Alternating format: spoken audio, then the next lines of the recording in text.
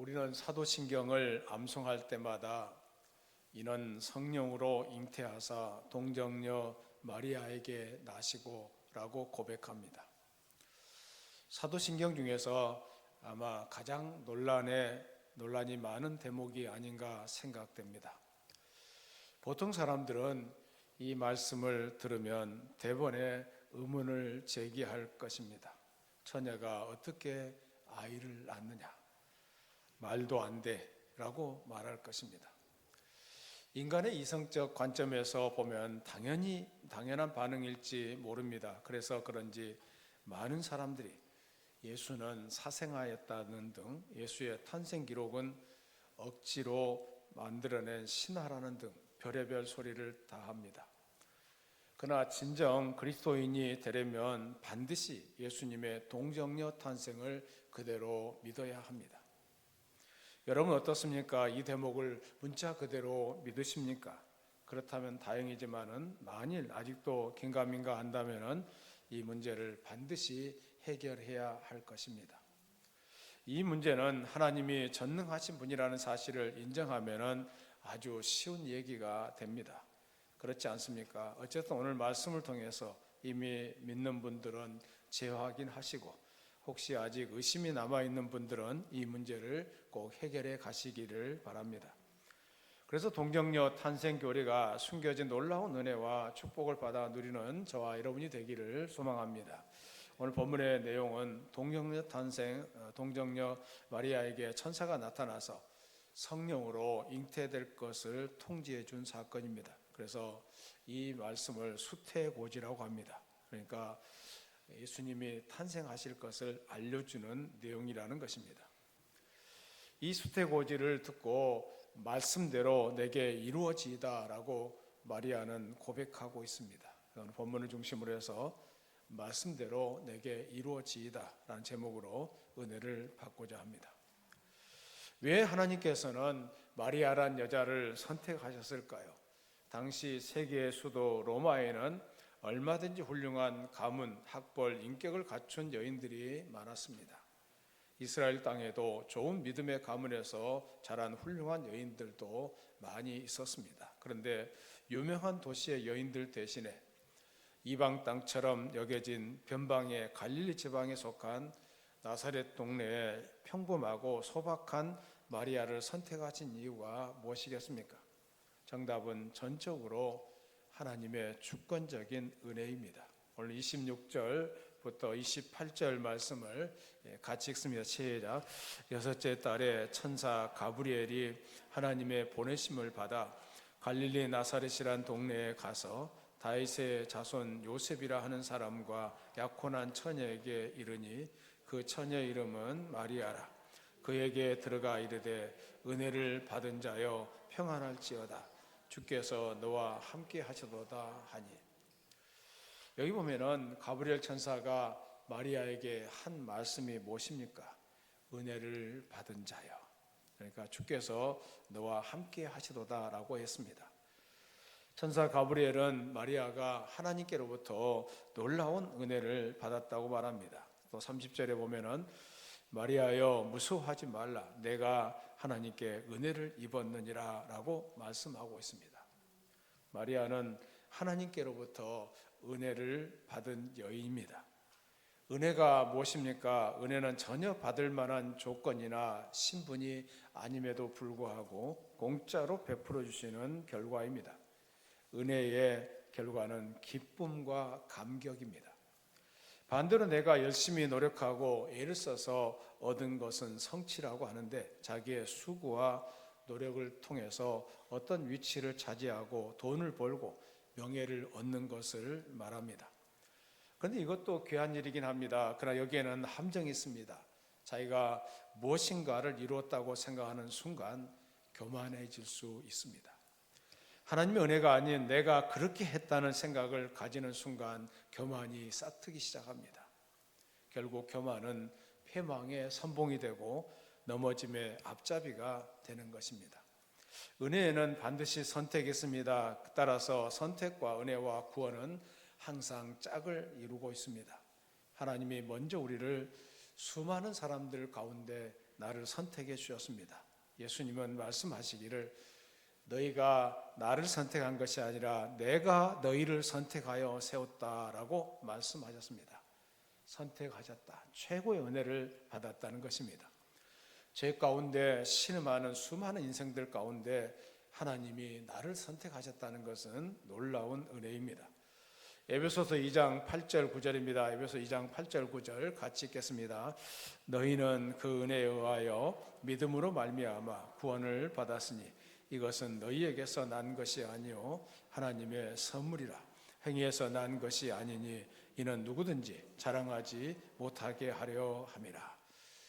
우리가 구원을 얻은 것은 은혜입니다. 우리의 삶은 모두가 하나님의 은혜입니다. 우리가 공기를 얻기 위해서 무슨 노력을 했습니까? 우리가 날마다 햇볕을 달라고 기도해 본 적이 있습니까?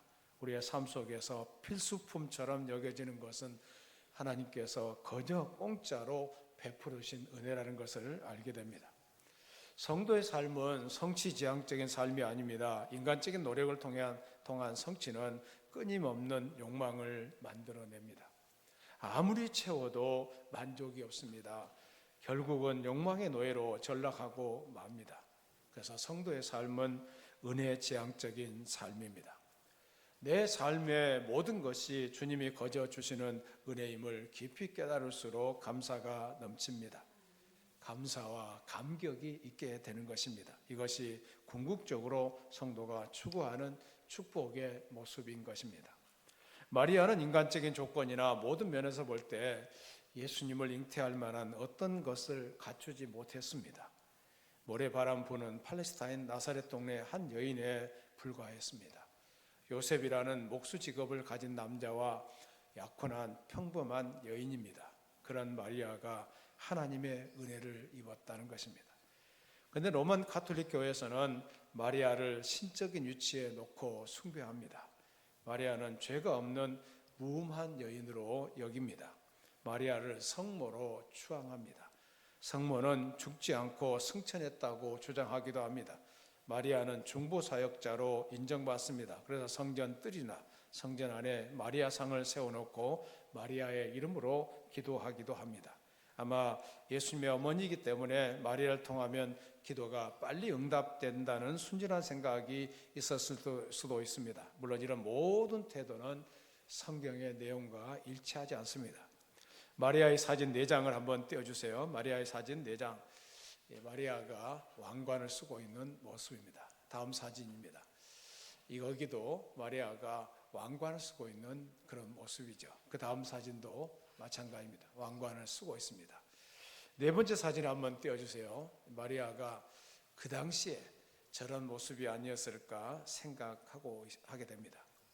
개신교에서는 마리아를 너무 폄하하는 경향이 있습니다. 신적인 위치에 있는 마리아를 단순히 예수를 잉태하고 이 땅에 오신 한 어머니로서의 역할만을 강조하고 있습니다. 분명 마리아는 예수님 탄생 기사와 관련해서 주인공은 아닙니다. 예수 그리스도를 태어나게 하는 수단으로 이용되고 있을 뿐입니다. 그럼에도 불구하고 마리아는 예수님이 오시는 길목에서 가장 위대하게 쓰임받은 하나님의 도구였다는 것입니다. 여기서 우리가 알아야 할 사실은 하나님께서 마리아에게 주권적으로 선택하였을 때 마리아에게 하나님의 은혜를 사모하는 열심이 있었다는 것입니다. 은혜를 사모하지 않아도 은혜가 강권적으로 주어지는 경우도 가끔 있긴 하지만은 은혜를 사모하는 가운데 은혜가 강권적으로 주어지는 경우가 더 많습니다. 오늘 30절에 보면은 내가 하나님께 은혜를 입었느니라, 이 말씀은 수동태로 보이지만은 사실은 이 문장은 능동태로 되어 있습니다. 그래서 영어 성경에 보면은 너는 은혜를 입은 자라 이렇게 되어 있는데 그가 은혜를 강구했다는 뜻도 포함되어 있지만은 그 가운데는 은혜를 사모했다는 그런 의미도 들어 있는 것입니다. 예를 들면은 왕이 행차할 때 수많은 시민들이 길가에서 왕의 은혜를 입기를 원합니다. 그런데 은혜를 강구하는 사람 중에서 손 내미는 사람에게 선택되어 은혜를 입히는 것입니다. 뒷전에 물러나 있는 사람은 기대하지도 않은 사람에게 해당이 될 수가 없습니다. 여러분, 가브리엘 천사가 되어 우리 모두가 은혜 받는 자리에 나가기를 바랍니다. 오늘 본문의 말씀을 가지고 이렇게 고백해 보고 있습니다. 옆에 사람을 향해서 당신은 은혜 받은 사람입니다. 시작. 당신은 선택된 사람입니다. 그렇습니다. 우리가 하나님의 자녀가 되었다. 하나님의 축복을 받는 자리에 앉게 되었다. 이거 얼마나 놀라운 은혜입니까? 제가 저 얘기를 자주 말씀드려서 죄송하지만은 저는 저 완도 섬에서 태어난 사람 아닙니까? 제가 자주 말씀드리지만은 그 당시에 우리 마을에 교회가 있었는데 그 교회는 황씨들이 많았습니다. 황장로, 황집사, 황선생, 황씨들이 많아. 그래서 저는 어릴 때 생각하기를 하나님은 황씨의 하나님인가 보다. 황씨 그 가문에서 그 교회를 세웠던 것 같아요. 그 은혜 받은 사람이 마을에 교회를 세웠던 것 같아요. 그래서 저는 이제 교회 갈 때마다 하나님은 황씨 하나님인가 보다 이런 생각을 했거든요. 근데 제가 예수님을 믿고 은혜 받고 또 이렇게 하나님의 선택받은 사람으로 바라보니까 황씨의 하나님만이 아니라 저는 이씨잖아요. 이씨 하나님도 되신다는 것을 알게 되었습니다. 여러분도 여러분 성을 한번 표현해 가지고 여러분의 성의 하나님이라는 것을 생각하시면 좋겠습니다. 이런 은혜가 우리 모두에게 임했기 때문에 오늘 여기까지 왔습니다. 또 우리가 믿는 과정에서 얼마나 시험도 많았어요. 사탄이 막 쏘삭쏘삭거려서 우리로 하여금 세상으로 가려고 할 때마다 하나님이 우리를 붙들어 주셔서 우리로 하여금 믿음의 자리에 있게 하셨던 것, 이 모든 것이 다 하나님의 은혜인 줄로 믿습니다. 이 성탄의 계절에 하나님의 은혜가 여러분에게 충만히 임하기를 축원합니다. 근데 오늘 31절부터 33절의 말씀을 같이 한번 읽겠습니다. 31절부터 33절입니다. 같이 읽습니다. 보라, 내가 잉태하여 아들을 낳으리니 그 이름을 예수라 하라. 그가 큰 자가 되고 지극히 높으신 이의 아들이라 일컬어질 것이요 주 하나님이 그 조상의 다윗의 왕위를 그에게 주시리니 영원히 야곱의 집을 왕으로 다스리실 것이며 그 나라가 무궁하리라. 마리아는 약혼을 했습니다. 그러나 결혼을 하지는 않은 상태입니다. 근데 자기 몸에서 아들을 낳는다는 것은 참으로 엄청난 사건입니다. 그리고 다윗의 위를 이어받을 왕이 태어난다는 것은 상상하기조차 힘든 일입니다. 처음에는 마리아도 믿기가 어려웠습니다. 그래서 마리아는 이렇게 반문합니다. 34절 말씀을 같이 읽습니다. 시작. 마리아가 천사에게 말하되 나는 남자를 알지 못하니 어찌 이 일이 있으리이까. 남자를 알지 못합니다. 남자와 같이 합방한 적도 없습니다. 그런데 어떻게 내 몸에서 남자아이가 태어날 수 있습니까? 천사가 대답합니다. 35절입니다. 시작. 천사가 대답하여 이르되 성령이 내게 임하시고 지극히 높으신 이의 능력이 너를 덮으시리니 이러므로 나실 바 거룩한 이는 하나님의 아들이라 일컬어지리라. 의심하던 마리아에게 천사는 말했습니다. 천사는 확실하게 단언적으로 말했습니다. 인간의 힘으로는 불가능하지만은 성령 임하면은 지극히 높으신 하늘의 능력 임하면은 모든 것이 가능하다는 것을 믿음으로 수용했습니다. 오늘날 우리에게 임하는 하나님의 기적의 삶을 실현시키는 것은 흔들리지 않은 믿음인 줄로 믿습니다. 믿음을 가지고 나가면은 그 믿음 속에서 하나님이 역사하시는 것을 경험하게 될 것입니다. 하나님이 하신다는 말씀을 분명하게 믿고 나갈 때 하나님은 우리에게 은혜로 역사하실 줄로 믿습니다. 예수님께서 변화산상에 올라가셨습니다. 변화 올라가셨을 때 제자들에게 한 귀신을 들린 아이를 데리고 왔습니다. 그 아이를 고쳐달라고 제자들에게 부탁했지만은 제자들은 그 아이의 귀신을 쫓아내지 못했습니다. 그래서 세상 사람들로부터 손가락질을 당하고 있었던 것입니다. 그래서 주님이 하시는 말씀이 무엇입니까?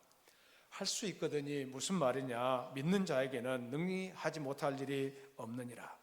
여러분, 믿음을 가지고 나갈 때 그 믿음 속에 하나님이 역사하시는 줄로 믿습니다.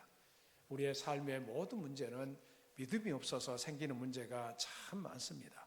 여러분, 어떤 불가능한 사건이 내 앞에 놓인다고 할지라도 나는 할 수 없지만은 주님은 하실 수 있다는 이 믿음을 갖기를 바랍니다. 믿음을 가지고 나갈 때 그 믿음을 따라 하나님이 역사하실 줄로 믿습니다. 흔들리지 않는 믿음을 가지고 나가시기를 바랍니다. 설교대가 찰스 스펄전은 이런 말을 했습니다. 사람이 하나님 앞에서 할 일은 계산적인 믿음을 가지는 것이 아니라 절대적인 믿음을 가지는 것이다. 계산은 하나님께서 하시는 것이다 라고 말했습니다. 마리아는 비록 비천한 여인이었지만 하늘의 능력을 덧입고 믿음으로 천사의 말을 받아들였습니다. 그녀의 믿음이 예수님을 잉태하는 성모 마리아로 변화시킨 줄로 믿습니다. 비록 오늘의 삶이라고 하면 힘들고 어렵다고 할지라도 그 가운데서 다가오시는 소망의 예수님을 바라보면서 믿음으로 승리하는 저와 여러분이 되기를 축원합니다. 천사로부터 하나님의 말씀은 능히 못하심이 없다는 음성을 들은 마리아는 확신을 가졌습니다. 그래서 38절에서 이렇게 고백하고 있습니다. 38절입니다. 같이 읽겠습니다. 마리아가 이르되 주의 여종이오니 말씀대로 내게 이루어지이다.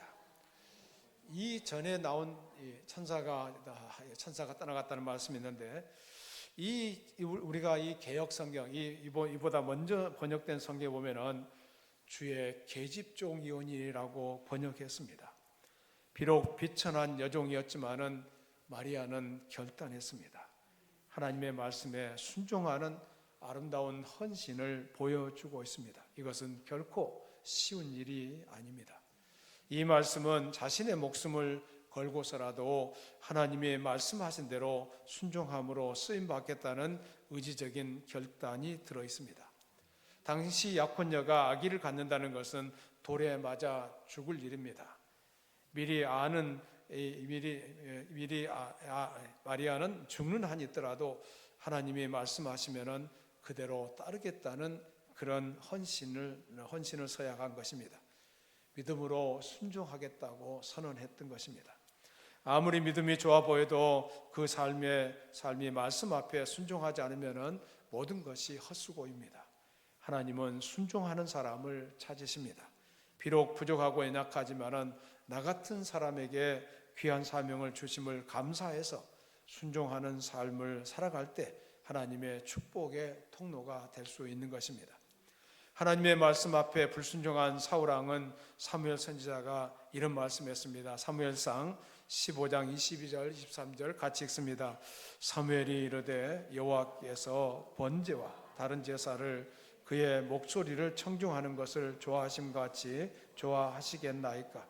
순종이 제사보다 낫고 듣는 것이 순양의 기름보다 나으니 이는 거역하는 것은 점치는 죄와 같고 완고한 것은 사신 우상에게 절하는 죄와 같음이라. 왕이 여호와의 말씀을 버렸으므로 여호와께서도 왕을 버려 왕이 되지 못하게 하셨나이다. 하나님은 순종 없는 예배를 기뻐하지 않습니다. 하나님 앞에 불순종하는 것은 무당에게 점치는 죄와 같다는 것입니다. 그리고 우상에게 절하는 죄와 같은 것임을 강조하고 있습니다. 결국 사울왕은 말씀에 불순종함으로 하나님께로부터 버림을 받았습니다. 얼마나 비극적인 일입니까? 사람으로부터 버림받으면 다시 관계를 회복하면 됩니다. 그러나 하나님의 말씀에 불순종하면은 하나님께로부터 버림을 받는다는 것입니다. 오늘 우리들이 살아가는 이 시대는 순종의 미덕을 평가절하하는 시대입니다. 오히려 반항하거나 비판을 더 크게 생각하는 시대입니다. 히브리서 5장 8절에 보면은 예수님의 생애를 묘사하고 있는데 그가 아들이시면서도 받으신 고난으로 순종을 배웠다. 예수님은 하나님의 말씀에 순종함을 배울 때 고난을 통해서 배웠다는 것을 말씀하고 있습니다. 반항이나 비판은 저절로 되지만은 순종함은 배워야 된다는 것입니다. 앤드루 머레이는 이런 말했습니다.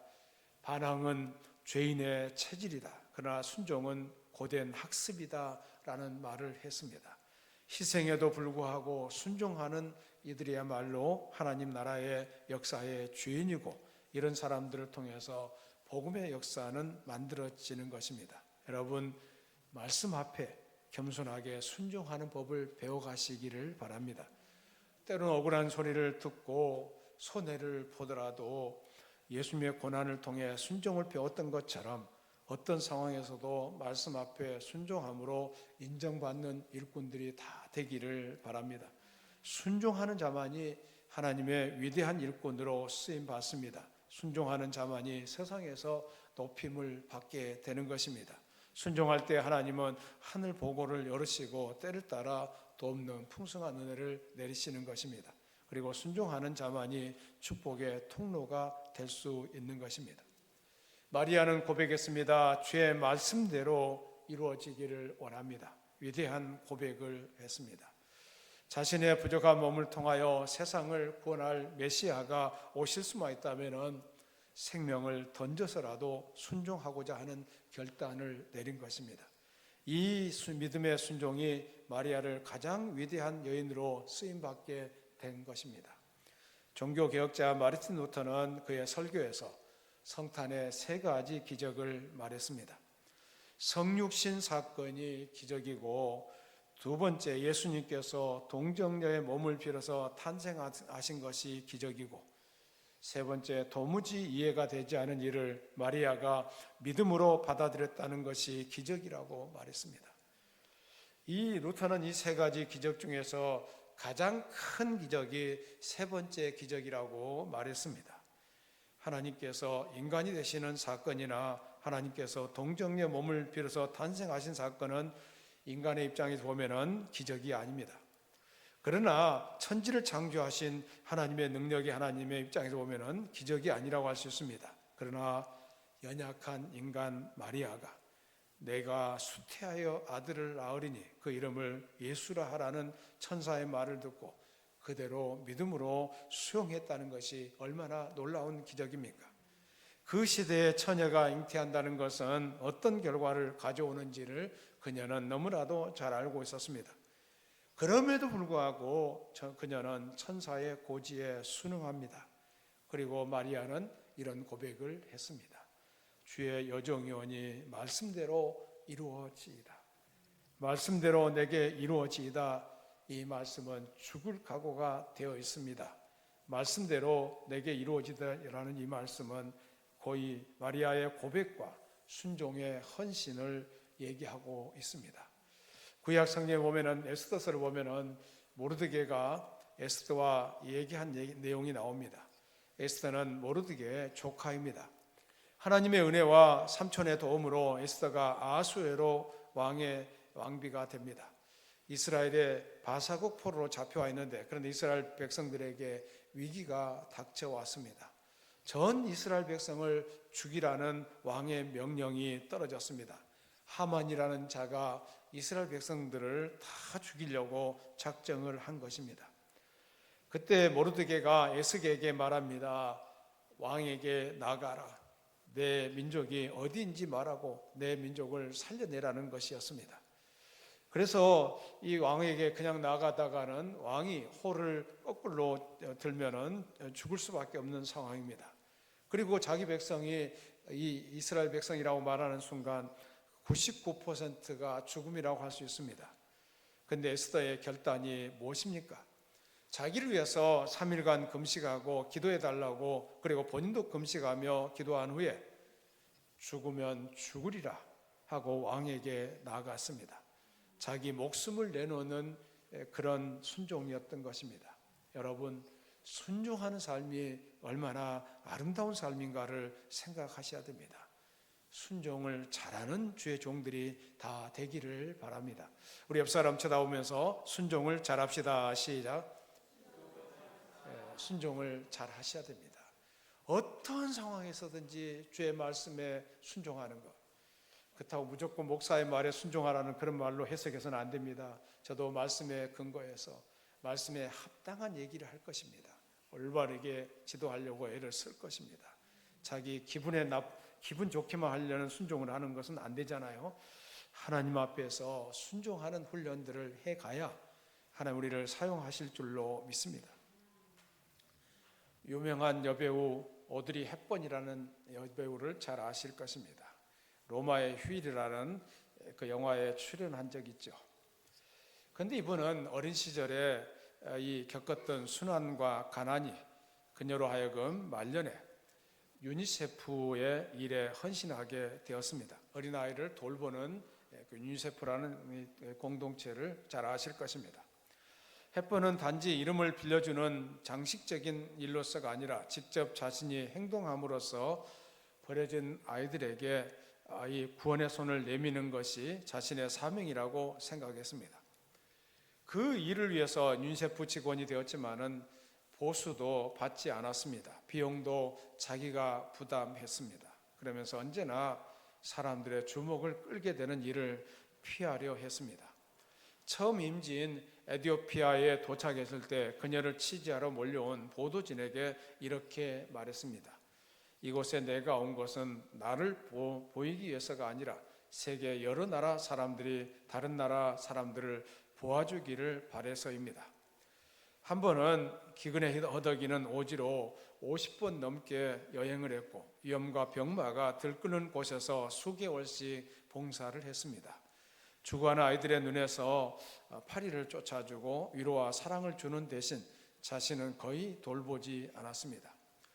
여행에서 돌아올 때마다 기자회견을 할 수밖에 없었지만은 그녀는 현장에서 일어나고 있는 일에 대해서만 말할 뿐 자신에 관한 물음에는 함구했습니다. 그녀의 말을 듣고 회견장 뒤편에서 흐느끼는 소리를 듣는 것은 예사로운 일이었습니다. 그녀의 모습은 그녀가 돕고 있는 어린이들을 닮아갔습니다. 피로와 고통이 얼굴에서 배어나왔습니다. 지난날 모습을 찾아볼 길이 없게 되었습니다. 암이 그녀의 몸을 파먹고 있었던 것입니다. 좀 쉬라는 주변의 권고에 대해서도 그녀는 이렇게 말했다고 합니다. 내게는 시간이 없습니다. 이것이 희생이 아닙니다. 희생이라고 하는 것은 자기가 원하는 것을 포기하고 원하지 않은 일을 하는 것을 말합니다. 내가 하고 있는 일은 희생 따위가 아닙니다. 나에게 주어진 선물입니다. 그래서 지금 스위스에 가보면은 오드리 헵번의 묘지가 있다고 합니다. 거기에는 그녀가 아름다운 삶을 살았던 그런 모습들을 우리에게 보여주고 있습니다. 순종하다 보면은 들고 있기 거추장스러운 거 자연히 내려놓게 됩니다. 내 발목을 잡고 뒷덜미를 끌어당기는 것들 자연히 버리게 됩니다. 그런 희생, 그건 희생도 아니고 포기도 아니고 배설물을 배설하는 것과 같습니다. 하나님 앞에서는 희생이나 포기란 없습니다. 다만 하나님의 뜻에 순종할 뿐입니다. 그렇게 순종하는 사람과 함께 하나님은 위대한 일을 이루고 계십니다. 하나님 나라를 만들어 가십니다. 천지를 창조하신 하나님께서 순종하는 사람과 함께 하나님 나라를 만들어 가십니다. 하나님은 순종하는 마리아와 함께 인류를 구원하는 역사를 이루셨습니다. 마리아를 통해서 예수 그리스도를 세상에 태어나게 하신 것입니다. 하나님은 우리에게 순종하라고 말씀하십니다. 다른 거 하겠다고 말할 필요도 없다고 하십니다. 뭐 낮아지고 포기하고 희생하고 내려놓고 다 좋은데 그런 거 하려고 애쓸 필요도 없다고 하십니다. 다만 순종하라고 말씀하시는 것입니다. 하나님이 하라고 하시는 일을 하고 하나님이 가라고 하는 곳에 가고 하나님이 용서하라고 하니까 용서하고 그렇게 사랑하고 화해하고 나누어주고 희생도 아니하고 포기도 아니하고 그냥 순종하는 것입니다. 내가 뭘 그렇게 하는 것이 아니라 그냥 하나님의 말씀에 순종하는 것입니다. 하나님의 뜻에 순종하는 것입니다. 순종하다 보면은 그동안 나를 지탱하고 있다고 생각해온 내 자랑거리들, 내가 정말 귀하고 소중하게 여겨왔던 것들, 그런 것이 없으면 죽는 줄로 알았던 것들이 마치 화장실에서 일 보듯이 저절로 버려지는 경험을 하게 될 줄로 믿습니다. 일부러 희생하거나 포기하지 않아도 된다는 말입니다. 성탄의 계절에 오늘 마리아의 말이 우리의 가슴을 칩니다. 보십시오, 나는 주님의 여종입니다. 당신의 말씀대로 나에게 이루어지기를 바랍니다. 우리도 이런 고백을 주님 앞에 할 수 있기를 바랍니다. 아무런 다른 이유나 조건 없이 하나님 앞에 순종하겠다고 하는 이 마음, 이 바른 마음가짐을 가질 때 우리를 통해서 하나님의 위대한 역사가 이루어질 줄로 믿습니다. 이 마리아 이런 헌신을 통해서 예수님이 이 땅에 태어나셨고 그 예수 그리스도로 말미암아 우리에게 구원이 임했습니다. 오늘 은혜 받을 때는 다 할 것처럼 생각하는데 너무 시간이 가면서 계산적이 됩니다. 타산적이 됩니다. 이해관계에 첨예하게 또 거기에 개입되기도 합니다. 여러분, 하나님의 말씀대로 순종하는 주의 종들이 되기를 바랍니다. 나중에 뭐 하겠다 이런 생각하지 마시고요. 내가 할 수 있는 대로 주님이 나를 원하시는 대로 내가 순종하겠습니다. 주의 말씀대로 살아드리기를 원합니다. 그래서 저는 여러분들을 향해서 항상 그런 생각합니다. 저도 이제 하나님 앞에 상급을 받아야 되겠지만은 여러분도 주님 앞에 가서 상급을 받아야 되잖아요. 주님이 여러분에게 감동을 주실 때는 그 말씀에 먼저 순종하세요. 그 말씀대로 살아내시기를 바라요. 그거 계산하지 마시고요. 내가 내 것 다 포기해도 주님은 그 모든 것을 넘치도록, 그보다 넘치도록 우리에게 갚아주실 줄로 믿습니다. 성탄은 마리아의 순종과 헌신을 통해서 이 땅에 이루어진 기적의 사건입니다. 비천한 여인 마리아를 축복의 통로로 사용하셔서 놀라운 역사를 이루셨습니다. 아무리 현실이 힘들고 어려워도 하나님의 은혜를 사모하시기를 바랍니다. 그리고 믿음으로 하나님의 기적을 기대하십시오. 그리고 결단하시기를 바랍니다. 이 비천한 마리아를 위대한 하나님의 일꾼으로 쓰셨던 것처럼 저와 여러분도 하나님 앞에서 존귀하게 쓰임받는 은혜가 있기를 소원합니다. 마리아에게 임한 놀라운 은혜와 평강이 저와 여러분에게 임하기를 간절히 축원합니다. 살아계신 하나님 감사합니다. 마리아를 사용하셨던 하나님, 21세기를 살고 있는 저희들을 사용하여 주시옵소서. 기도할 때마다 하나님의 영감이 떠오르게 하여 주시고 또 우리가 순종하기 어려운 일이라 할지라도 주님께서 원하시는 그 일을 우리가 순종해 갈 때 하나님의 역사가 나타나게 될 줄로 믿습니다. 우리는 너무 계산적입니다. 이해관계에 충실합니다. 너무 자기중심적으로 살아갈 때가 많습니다. 주님 중심으로 살아가게 하여 주시고 우리 순종하는 모습을 통해서 하나님의 위대한 역사들이 나타나게 해 주시옵소서. 늘 부른 게 모든 성도들 21세기를 살아가고 있습니다. 이 시대에 필요한 일들을 잘 감당하여 하나님께 영광 돌리는 주의 종들이 되게 하여 주시옵소서. 예수 이름으로 기도드리옵나이다. 아멘.